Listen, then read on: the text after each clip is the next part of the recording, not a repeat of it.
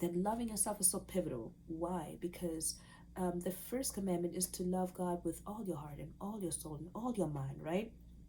And the second is as unto it, which is love your neighbor as yourself. We get that wrong sometimes because we hear, oh, love your neighbor as yourself, and we run to our neighbor already before we have thought about what is the prerequisite of knowing how to love your neighbor.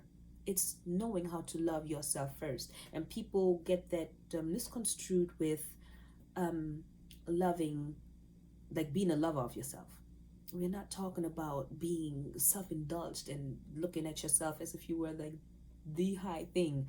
No, it is loving the way God loves you, right? And therefore you love yourself in that same way. The prerequisite to that me is also obviously to love God first. You love God first with all your heart, all your might, and all your soul, or all your mind and all your soul.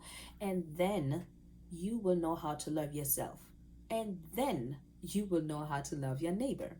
So first you love God, then you love yourself, and then you love your neighbor.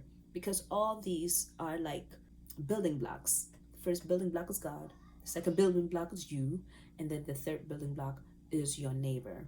And you have to understand those first in order to know how to love adequately, and not how we believe that we have to or want to love.